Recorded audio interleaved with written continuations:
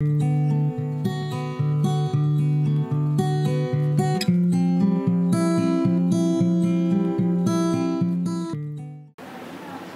welcome back. Today we are talking about something really important, and a lot of people have asked me to do this. It is about pots and pans. Yes, we do so much of talking on what's good for you, what kind of combination of foods are good for you, and which has what kind of vitamin and what kind of mineral and high protein foods and all of that. But what are we cooking all this food in? Does it make a difference in how it affects you? Yes, it does. The kind of pottery, the kind of utensils that you use in your daily cooking is very important, and you should choose wisely, because there are a lot of traditionally used utensils that pose health hazard. A lot of research is showing on utensils like made with aluminum, shown to have effects on mental health. Alzheimer's is connected with cooking food in aluminum vessels, because the acidic foods and foods that are salty react to the metal, and it can leach into the food, and that can cause harm to you. And also non-stick pans can be a problem, especially if the Teflon layer is scratched up, because the metal that is used to make it non-stick is harmful for you if it is new and if it's not scratched up, and if you cook in low flames. High heat can release toxins into your food, so be careful of that. And of course, stainless steel. We use stainless steel regularly. Stainless steel is safe for you, but the low quality stainless steel can have more nickel in it, which is a heavy metal that can leach into the food. So high quality stainless steel, which is 18/8 or 18/10, which is cadmium and nickel ratio, is okay and should be and can be used safely. Like this kind of pots, they're thick and safe to use.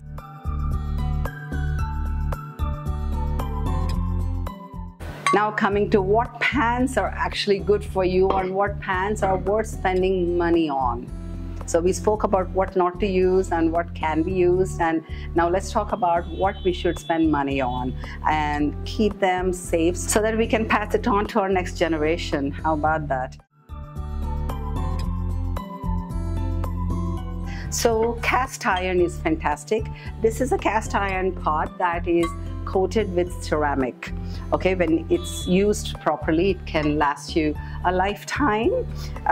This is a little discolored because it's misused, but if you use it properly, it can work wonderfully. This is not toxic because it's not really scratched, but the food got stuck to it.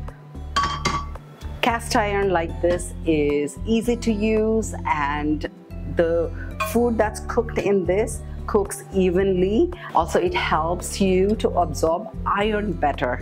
So cast iron is fantastic. They're heavy and it is easy to maintain. All you need to do is wash off after you're cooking and just wipe off that there is no water, because a lot of people say, oh, I don't know how to use cast iron because it gets rusted. No, it gets rusted if you leave water on it. Okay, so don't leave water, just wipe off. Even iron is good. This is iron, it's light and it can be used for stir frying, etc. You can even use it for your vegetarian, vegan omelets or even regular omelets.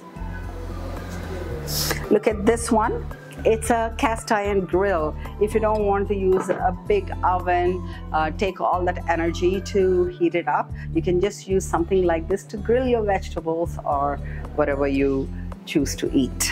One thing you should remember while using cast iron dosa pan and cast iron pan for your rotis are fantastic. It's just ideal. You must have one pan for rotis and one pan for dosas, because cast iron actually works as a non-stick pan if you care for it and use it properly. If you use it only for dosas and uttappams, the fermented batters, it works fantastically well. But if you start using it for doing your rotis, then the surface gets a little messed up and you won't have the non-stick nature anymore. So keep it separate. Keep one for the rotis and keep one for dosas. When you're done making dosas, wash it off with mild soap.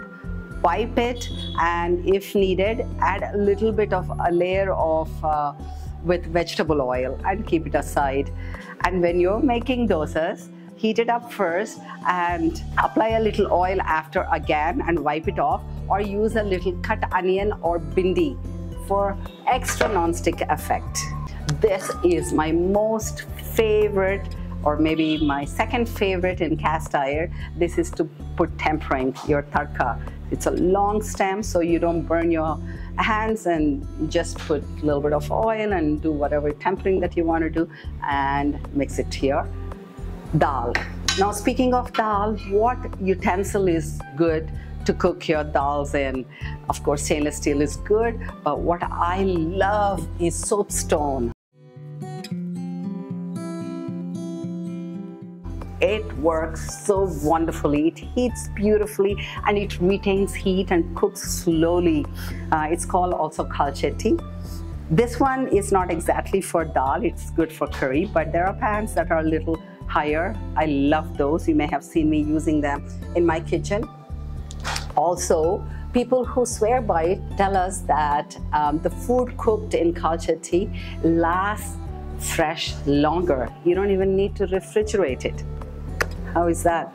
So it is a natural material from the earth and no chemicals are used in making these. It is heavy, and if you drop it, it'll break, but it's just very easy to use. Just use a little mild soap and wash it and keep it dry, and you can give it to your grandchildren.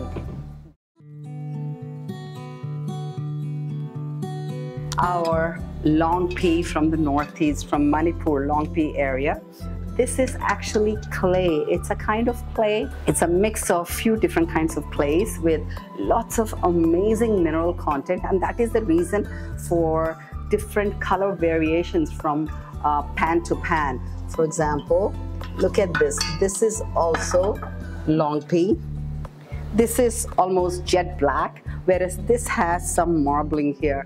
It all depends on the mineral content in the soil, in the clay mix. It is fire baked in super high temperatures. It is traditionally used for cooking in the northeast of India. It is highly skilled job, and it needs a skilled craftsman to do these, and us using it will keep that tradition going on forever. Longpi Pottery is made by using a mix of serpentinite stone and weathered rock. So both are powdered and mixed together and then fired. Longpi Pottery is highly durable, but if you drop, it can break and it easily chips. So use caution while using, and it will last a lifetime if you were to keep it carefully. This is a teapot. Yes, it can go straight on the stove. It can even go in the oven if you remove this bamboo handle. And you can, for example, something like this you can use for stir frying, or you can just, if you remove this, you can just put it in the oven to finish it off. This is a kalchetti pongadalu pan, paniyaram. You've seen me a video using this. It works so beautifully like a non-stick pan. You hardly have to use oil to make the pongadalu come. For an experiment, I've done the same batter in this pan and a non-stick pan. What an amazing difference, even in taste. Not only the looks of it or the texture, even in taste there was so much difference. It is amazing how different materials conduct heat to the food and how the end product comes out. That's the magic in all these different kind of materials and the amount of heat that you use. If at all you're using a non-stick pan like this, ceramic coated or not, use it in low flame. Here at Vibrant Living, we use only stainless steel or one of these materials, but at home we end up using different materials. Do be careful. See, this is not quite scratched up, but because it's cooked in high flame, the texture changed and it is scary to use it again. A lot of people take pride in the kind of utensils they use in the kitchen, and rightfully so.